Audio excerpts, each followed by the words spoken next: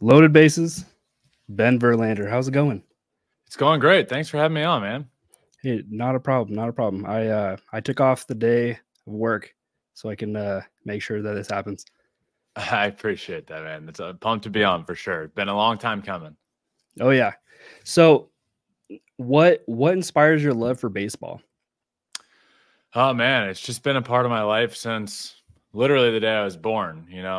Growing up in a baseball family, I'm just one of two kids. It's just me and my brother. So he's 9 years older than me. So the second I was born, I was at a baseball field. I was falling in love with the game. I was watching him. I was playing by myself off to the side, playing with friends off to the side, and just kind of grew up around the game and fell in love with it and wanted to play it for as long as I possibly could. And when I was done, just knew I wanted to stay in it because I never fell out of love with the game of baseball.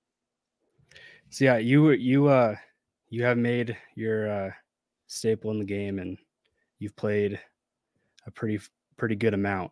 So so you were a two-way player at Old Dominion, but a certain conversation with your coach Chris Finwood changed that. How did that conversation change the future, and what did he say to you? Yeah, I was, as you said, I was two-way. I was pitching, I was hitting, I was playing outfield, and I was doing both very average. And to be honest with you, it wasn't good enough for me. And look, there's nothing wrong with being an average Division I baseball player, but I was just like, I felt like there was more. But just kept working at what I was doing, and it was very difficult doing both. You find yourself cutting corners at one thing when the pitchers are doing one thing. You try and figure out what the best time is to go do what the hitters are doing, and you kind of like cut corners on one or the other to better your game in another area. And it was so hard. And just remember, after my sophomore year, we were doing you have exit meetings, right? So the year ends, and before you head home for the summer or head to your summer league, wherever you're going to play, you have your exit meeting with the coach. And I just remember him calling me in, and we were talking. He goes, "Hey, look, I don't want to be the one to tell you or to make you choose, but I do think you should choose one or the other. I think you should choose to become a pitcher or a hitter." And he's like, I don't want to make that decision for you, but I think you would be better off if you picked one. You're not going to get drafted to do both, so you might as well pick one and go with it. So I wanted to hit for multiple reasons. I wanted to play every day. Pitchers don't play every day.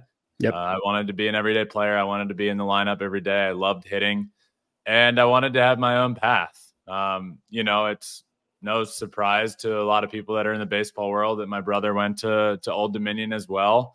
And obviously did really well there and was already having a fantastic professional career by the time I was having this conversation. And obviously Justin being a pitcher, I wanted to have my own path. I didn't want to every step of the way in my baseball career be compared to Justin. It's not fair to me. It's not fair to him. We're our own people. And but truly, I loved being a hitter more, and I felt that was the best option for me. So I very much so remember that conversation like it was yesterday. I will forever appreciate him for having that conversation with me. So I set my mindset that off season to strictly focusing on hitting and strictly focusing on becoming better at just that, and it just clicked. It just clicked that off season, and it really felt like it freed me up and allowed me to focus on one thing.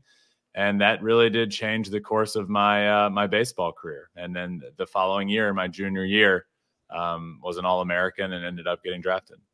And so yeah, because you were drafted in the 14th round by the Tigers, and say by the team that your brother was on.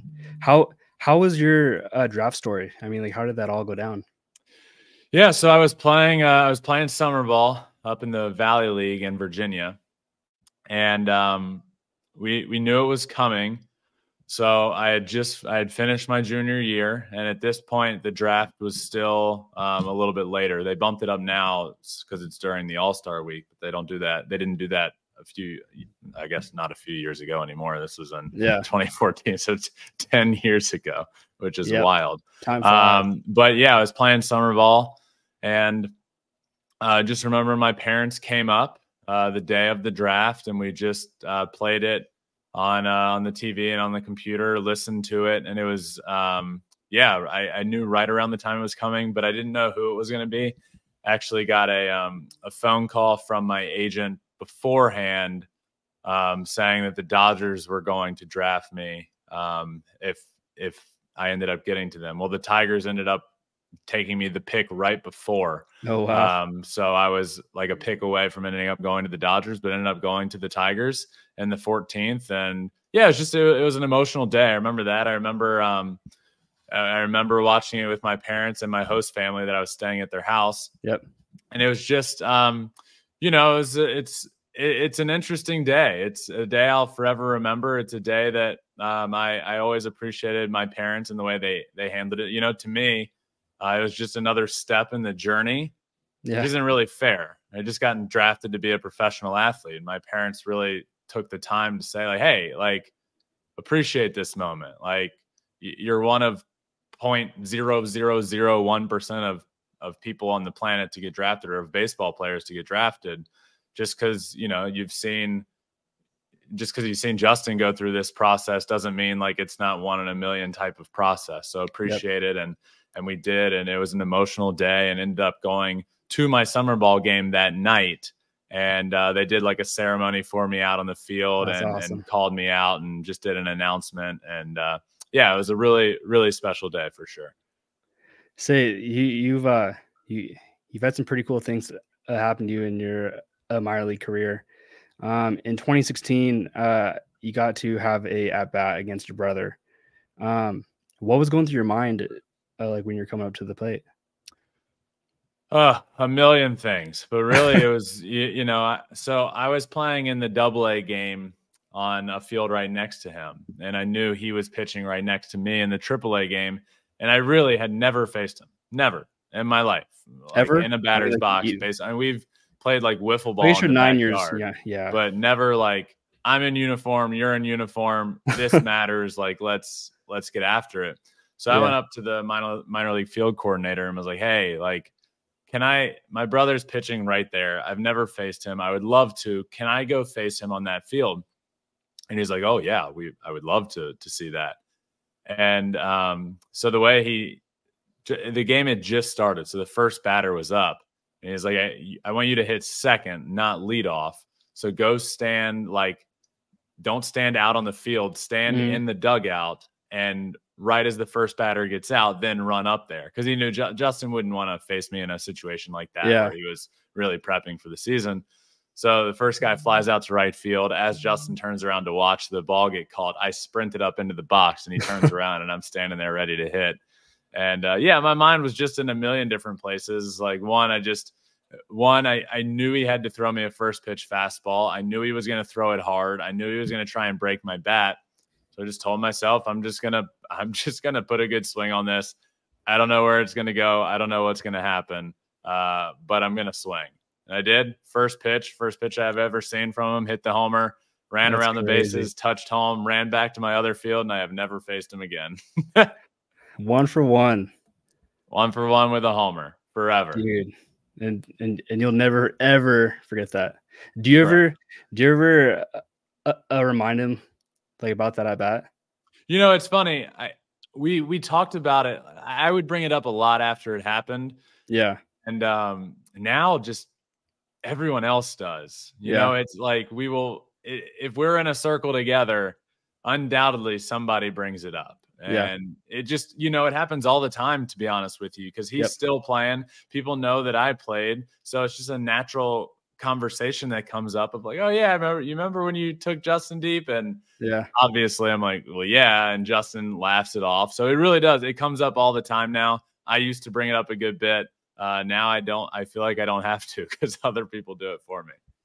So it's I'd say, because there's crazy things that always happen in the minor leagues. I swear. I mean, because you were in the minors for 5 years. Like, is there any like crazy stories that you will always remember? Yeah, there's a bunch. Some I can tell on here, and some I can't.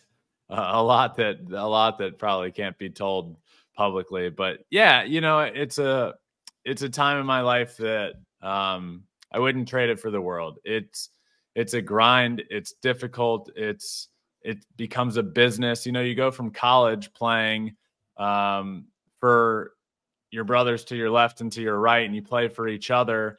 Well, when you get to pro ball, it just becomes a business. And unfortunately, it becomes, until you're in the big leagues, it becomes a lot about like, well, I need to do better than that guy that's on my team because I want to progress. So it's a hard transition. And obviously the baseball gets a lot tougher.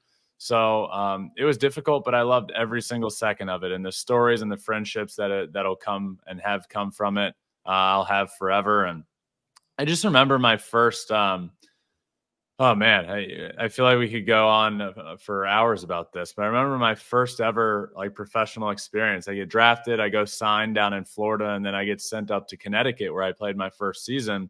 And I just walked into the home stadium in Norwich. That was going to be my home stadium. And I was like, oh man, this is awesome. This is professional baseball. Like that stadium used to be the AAA stadium for the Yankees. So the locker room was awesome. Everything was great. Well, the season starts, we go on our first road trip, and we're in Burlington, Vermont. And I just remember like walking in that clubhouse, and it was literally like a dirt clubhouse. It was tiny. The whole team couldn't fit in there.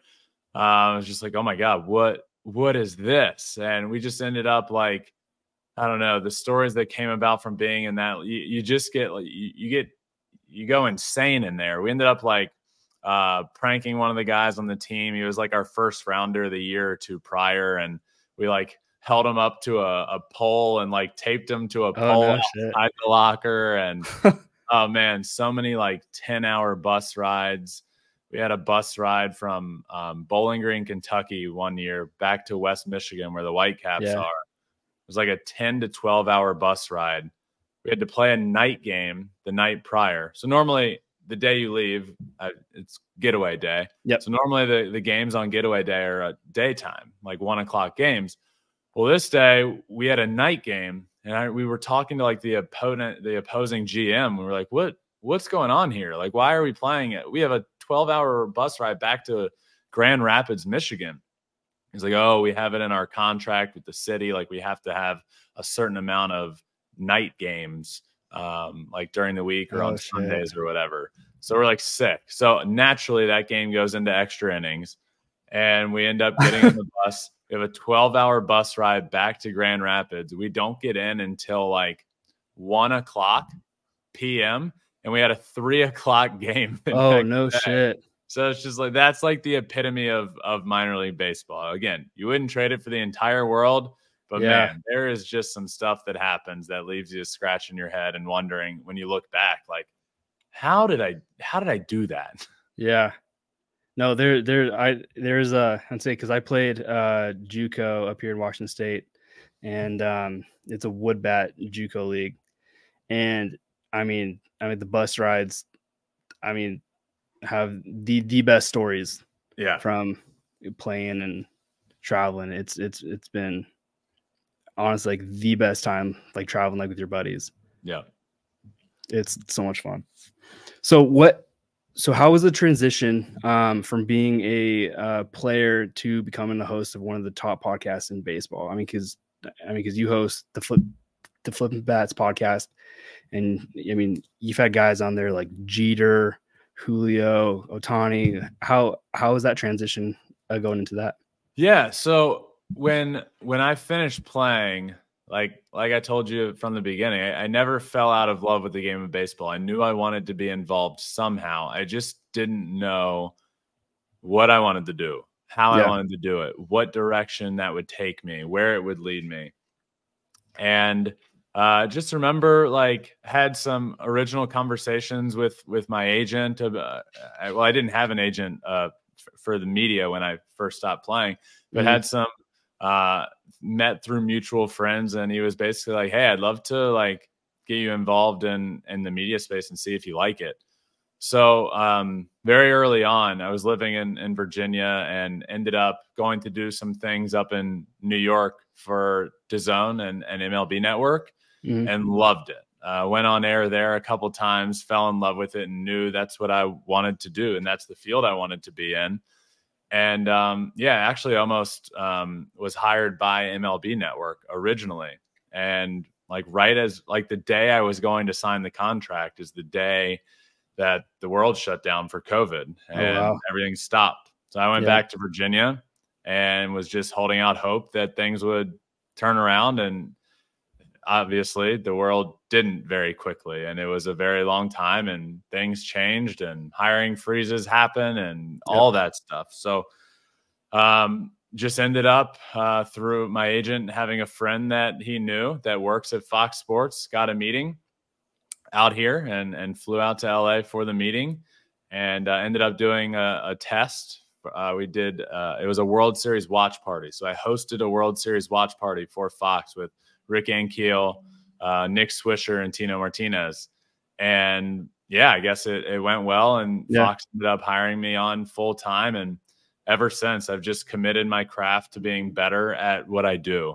And every day I try and get better. I look back now on stuff that I did, like the first stuff that I did. I look back now on stuff that I did last year. Like every day I try and improve and try and work on something to get better. And it's just led to where I am right now today. And I love where I am right now today. And I know that there's still so much room for growth.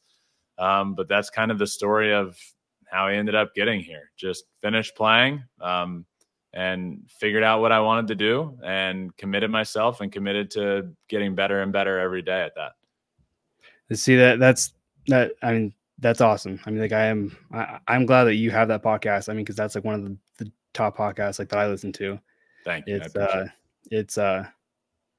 I like how you guys format it. I love like the new segments that you guys have. And yeah, it's honestly awesome. even Flippin' Bats has evolved so much, like from again, looking back from the beginning or even to a year ago, like it will continue to evolve the way I want to talk to players, the way I want to interview guys, the way I want the show to feel, different segments. It's all about like, just figuring out what works and going with that. And yeah, the show is always evolving. So I appreciate what you said about it. And I'm excited for it to continue to grow and grow and grow.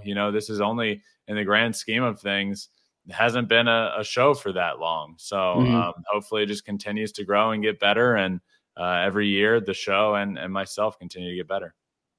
So, cause I could attest to cause like with my podcast, I've went back and I've listened to like my earlier podcasts, and they are terrible.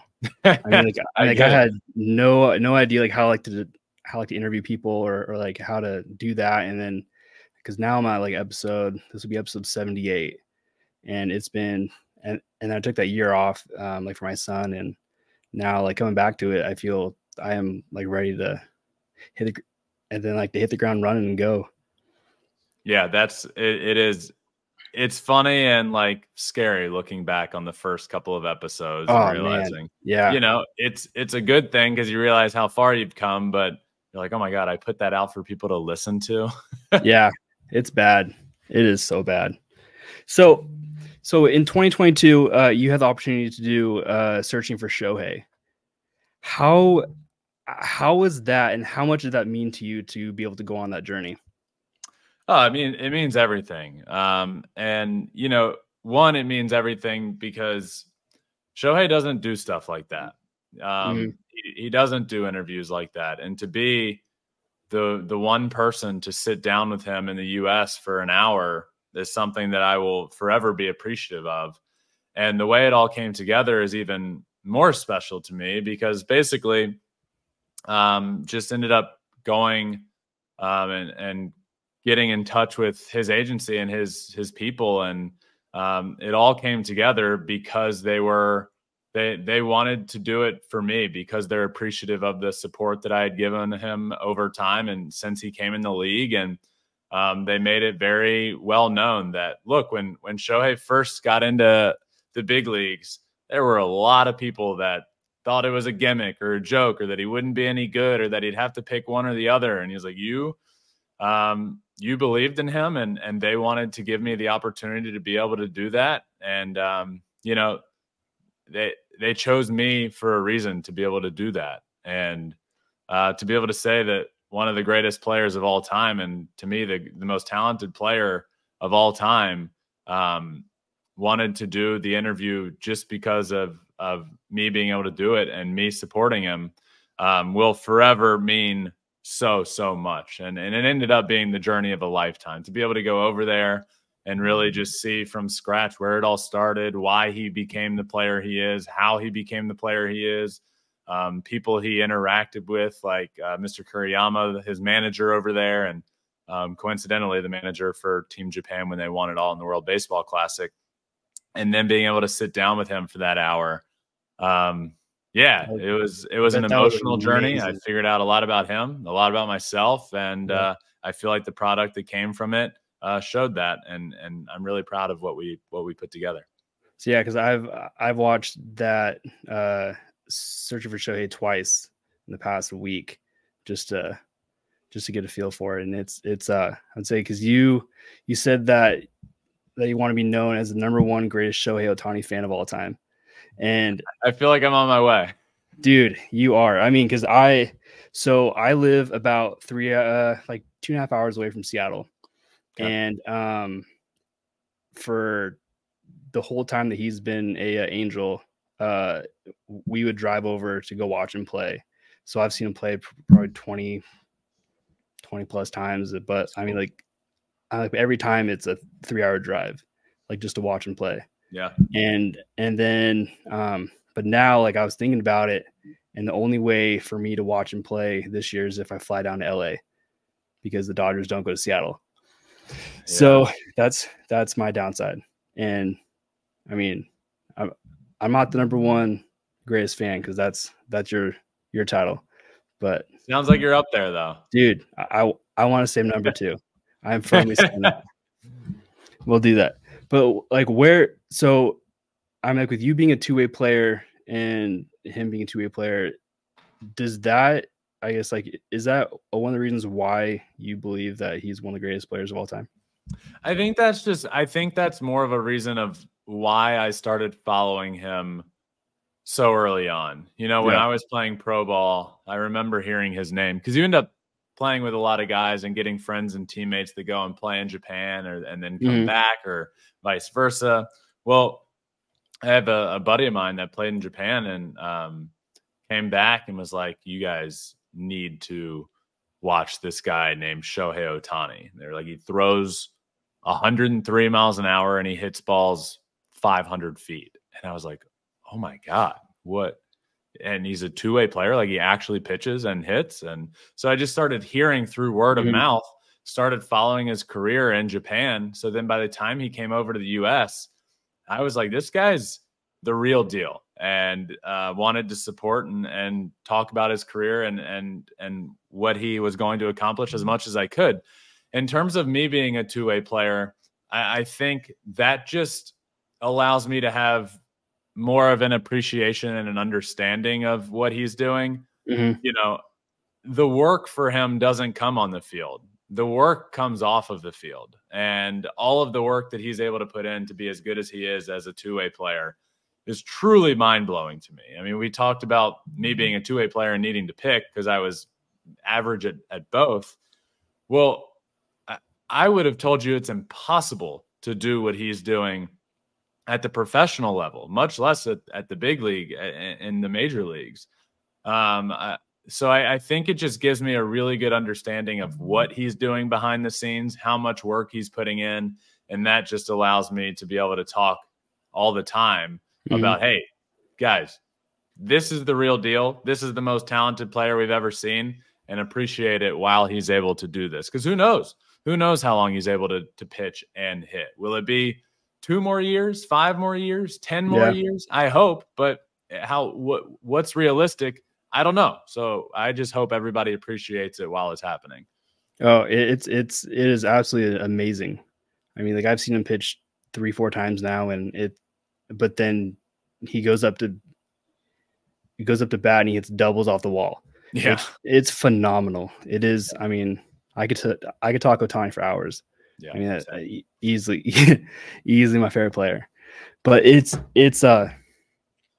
I mean, like I am ecstatic that he is a Dodger now, and he's going to create some. It's good for the game. It's good for the game for sure. Hands down.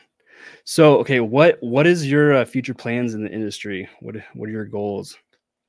Yeah, you know, I feel like I get asked that question a good bit from people that, you know, from family, from people that care about me and my career. And I wish I had a better answer. I love what I do. I love what I do. And this is the first thing that I've done in this field. Yeah. And I love working for Fox Sports. I feel like in this industry, what I've gotten to know over the last few years is that you never really know what the future holds. And there's so much more in this space, in this baseball media space that I know I haven't done. I know I love flipping bats. I love growing that. And I hope that continues for a long, long time to come. And I know there's other opportunity, you know, like I've never called a game in a booth. Would I like that? Would I have an opportunity to do that? I don't know, but I definitely am in the mind space where I would love to try things and see if I'm good at it and see if people like it and see if it's something that I want to continue to do. But I do know that I love where I am. I love what I do, and the future I'm excited for, while also acknowledging that I don't know what it looks like. And that's kind of exciting. And that's also part of being in this space, is just continue to grow what you're doing, continuing to give your all to exactly what you're doing, while also continue, especially in this day and age, growing your own brand, growing your socials, growing, you know, Twitter, a TikTok, your Instagram, and just putting out content there is equally as important, because the game is continuing to get younger. The game of baseball, the fan base, I know that's a big emphasis that Major League Baseball wants, is getting a younger fan base. And I'm just really excited for the future and sort of the unknown. The unknown can be exciting in many ways. And the unknown in this industry, I feel like, is exciting. And whatever happens, I know I want to be in the baseball world for a long time to come. And I know that I'm going to continue to work on my craft in every aspect that I possibly can. So, and I have a firm feeling that you can do that. You use tons of talent in what you do, and thank you. A lot of good knowledge about the game, and I appreciate do that, what you do. and it's not without you know, it ain't easy. And as you know, you have a show. It's not easy, and I do feel I feel proud of where I've gotten to at this point in my career, and I feel proud to know that I feel like I'm going to look back in years to come on this moment and think that even this is just the beginning. So it's a lot of hard work, and you know, a lot of people might not understand that, but you know, things don't just fall on your lap and all of a sudden you become successful. And I'm not even, look, I wouldn't even say I don't like saying that I'm successful, because again, I want to look back in years and say, like, that was just the beginning. So it ain't an easy process, but it's one that if you really commit to and really commit to working on, it can be a fun, special journey. And I like to think that I'm on that journey. So yeah, I'm learning that with the larger that my brand and the podcast grows, on social media, it's almost like that more and more people have stuff to say back to what I post. Woo, you know, I get that, dude. That is my next question. How do you deal with people that misunderstand you on social media? That process has changed, I would say, over the last over the last, I don't know, like last year, I feel like I really tried to focus on not letting it get to me. And, you know, not that, I just feel like from the beginning, and this will continue, there will always be people that have said that I got my job because of my last name, that I'm having success because of my last name, that, you know, you hate this team, you hate that team, oh my God, you love this player too much. whatever it may be. And if you let yourself get consumed by that, it will be the end of your sanity. You know, like I just spent so much time replying to people and getting worked up over it and thinking of like a clever response so that people wouldn't think I'm mad or that I care, because I don't. For people that think they're clever saying that I am where I am because of my last name, well, they don't realize that I've been getting that since I was in middle school. And my brother was, you know, when my brother was 21, I was 12 years old. My brother was in the big leagues at 22 years old. I was 13. I've been getting that since I was 13. When I made my little league, or when I made my middle school baseball team, I heard the same stuff. When I made my high school JV team, I heard the same stuff. When I made my varsity team, I heard the same stuff. When I went to a Division I school, same stuff. When I got drafted, I heard the same stuff. When I was an all-star professionally, same stuff. When I got this job, it's the same stuff. So these people that think they're clever, I've been hearing it forever. And at a certain point, you just start to understand I have accomplished so much. And I would be an idiot to not acknowledge that, of course, having the last name gets people's eyeballs on things or might like open a door, but it's ultimately my job to be the one to break into that door and to prove that I'm worth being there. At a Division I school, I got there. I didn't play much. I didn't get playing time my junior year because of my last name. I got playing time because I committed to being a hitter and I became damn good at it and got drafted and became an All-American that year. So I didn't get drafted because of my last name, and I didn't make all-star games because of my last name. And I didn't have a show that became the #1 sports podcast in all of Japan because of my last name. These things happen because you earn it. And it's just something that I've learned over time and have continued to learn, that you just can't give your emotional energy to those people. Just keep working on what you do, keep working on what you're passionate at, and keep improving at it.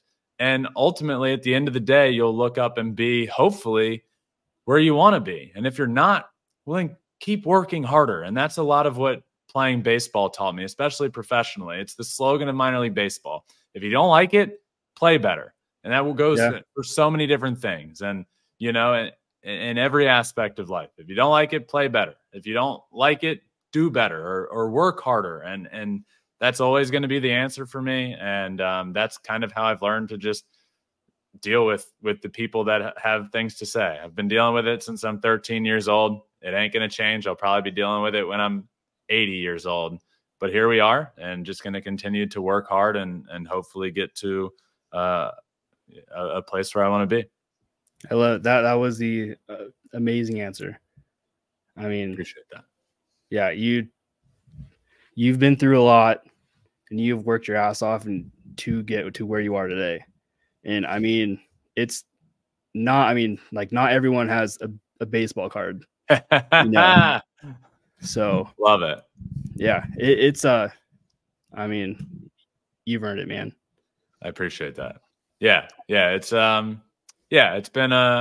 it's been cool. And again, I wouldn't trade my older brother for anything. I love him. I love everything about the relationship we have. And I feel like at a certain point I realized that I wanted to have my own path. Yep. And no matter how long you commit to that path, people will always